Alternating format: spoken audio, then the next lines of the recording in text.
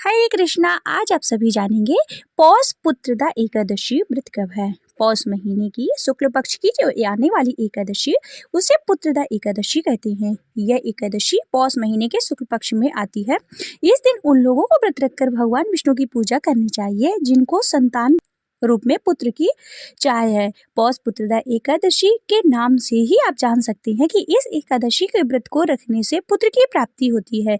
ऐसी पौराणिक मान्यता है कि इस बार पौष पुत्रदा एकादशी के दिन दो शुभ योग भी बन रहे हैं। योग प्रातः काल से लेकर दोपहर 2:37 तक रहेगा। इसके बाद से शुक्ल योग बनेगा जो कि पूरे दिन पौष पुत्रदा एकादशी के दिन कृतिका नक्षत्र प्रातः काल से लेकर दोपहर 1:45 तक रहेगा। इसके बाद से रोहिणी नक्षत्र प्रारंभ होगा।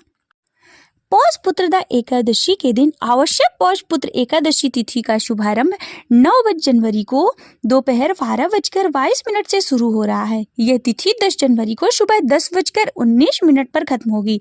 उदय तिथि के आधार पर पौष पुत्रदा एकादशी का व्रत 10 जनवरी के दिन शुक्रवार को रखा जाएगा। पौष पुत्रदा एकादशी आप भगवान विष्णु की पूजा शुभ योग में करें। इस दिन ब्रह्मा मुहूर्त 5:27 से 6:21 तक है। सूर्योदय सुबह 7:15 पर होगा। ऐसे में आप ब्रह्मा मुहूर्त में स्नान आदि से निवृत्त होकर पौष पुत्रदा एकादशी की पूजा कर सकते हैं। दोपहर 2:30 बजे तक शुभ योग बना है। पौष पुत्रदा एकादशी के दिन अभिजीत मुहूर्त दोपहर 12:08 से दोपहर को 12:50 तक है। एकादशी तिथि का शुभारंभ 9 जनवरी को दोपहर 12:22 से शुरू हो रहा है। यह तिथि 10 जनवरी को सुबह 10:19 पर खत्म होगी।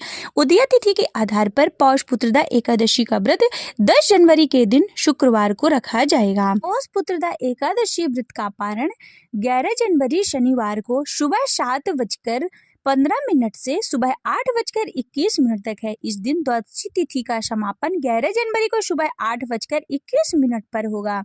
ऐसे में आप पारण 8:15 से 8:21 के बीच आप करें तो अति उत्तम रहेगा। एकादशी के दिन ब्रह्मा मुहूर्त में स्नान करना चाहिए और स्नान के बाद एकादशी व्रत का संकल्प अवश्य करना चाहिए। एकादशी के दिन भगवान विष्णु के साथ साथ माता लक्ष्मी की पूजा की जाती है। इस दिन माता लक्ष्मी की भी पूजा अवश्य करें। इस दिन प्रातः स्नान आदि के पश्चात मंदिर की साफ सफाई करें। भगवान श्री हरि विष्णु को जलाभिषेक करें।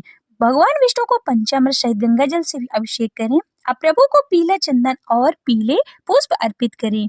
मंदिर में घी का दीपक प्रज्वलित करें। संभव हो तो व्रत रखें और व्रत लेने का संकल्प करें। पौष पुत्रदा एकादशी व्रत की कथा का पाठ अवश्य करना चाहिए। कथा को आप पढ़ें या फिर सुने और मन में ओम नमो भगवते वासुदेवाय मंत्र का जप करते रहें। पूरी श्रद्धा से भगवान विष्णु की और माता लक्ष्मी की आरती करें।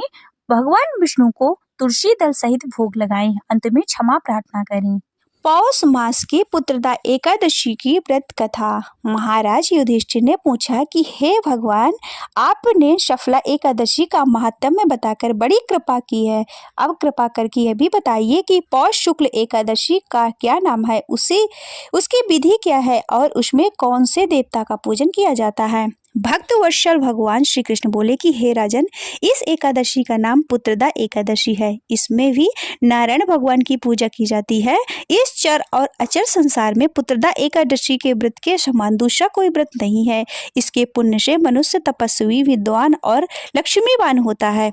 इसमें एक कथा कहता हूँ जो तुम ध्यान पूर्वक सुनो। भद्रावती नामक नगरी में सुकेतु मान नाम का एक राजा राज्य करता था। उसके कोई पुत्र नहीं था। उसकी स्त्री का नाम शैव्या था।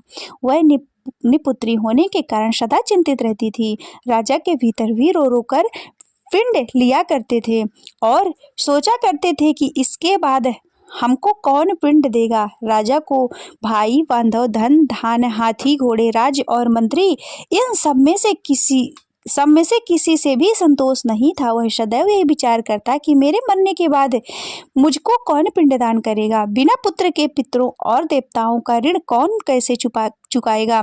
जिस घर में पुत्र ना हो उस घर में सदैव अंधेरा ही रहता है। इसलिए पुत्र उत्पत्ति के लिए प्रयत्न करना चाहिए। जिस मनुष्य ने पुत्र का मुख देखा है वह धन्य है और इसको इस लोक में यश और परलोक में शांति मिलती है। अर्थात के दोनों लोग सुधर जाते हैं। पूर्व जन्म के कर्म से ही इस जन्म में पुत्र, धन आदि प्राप्त होते हैं। राजा इसी प्रकार रात दिन चिंता में लगा रहता था। एक समय तो राजा ने अपने शरीर का त्याग देने का निश्चय किया, परंतु आत्मघात को महान पाप समझकर उसने ऐसा नहीं किया। एक दिन राजा ऐसा विचार करता हुआ अपने घोड़े पर चढ़कर वन में चल दिया तथा पक्षियों और वृक्षों को देखने लगा। उसने देखा कि वन में मृग, व्याघ्र, शुअर, सिंह, बंदर, सर्प आदि सब भ्रमण कर रहे हैं। हाथी और अपने बच्चों और हाथिनियों के बीच घूम रहा है। इस वन में कहीं तो गीदड़ अपने कर्कश स्वर में बोल रहे हैं और कहीं उल्लू ध्वनि कर रहे हैं। वन के दृश्यों को देखकर राजा सोच विचार में लग गया। इसी प्रकार आधा दिन बीत गया। यह सोचने लगा कि मैंने कई यज्ञ किए, ब्राह्मणों को स्वादिष्ट भोजन से तृप्त किया, फिर भी मुझको दुख प्राप्त हुआ। क्यों? राजा प्यास के मारे अत्यंत दुखी हो गया और पानी की तलाश में इधर उधर फिरने लगा। थोड़ी दूरी पर राजा ने एक सरोवर देखा। उस सरोवर में कमल खिले थे तथा सारस, हंस, मगरमच्छ आदि विहार कर रहे थे। उस सरोवर के चारों तरफ मुनियों के आश्रम बने हुए थे। उसी समय राजा के दाहिने अंग फड़कने लगे। राजा शुभ शगुन समझकर घोड़े से उतरकर मुनियों को दंडवत प्रणाम करके बैठ गया। राजा को देखकर मुनियों ने कहा कि हे राजन, हम तुमसे अत्यंत प्रसन्न हैं, तुम्हारी क्या इच्छा है सो कहो।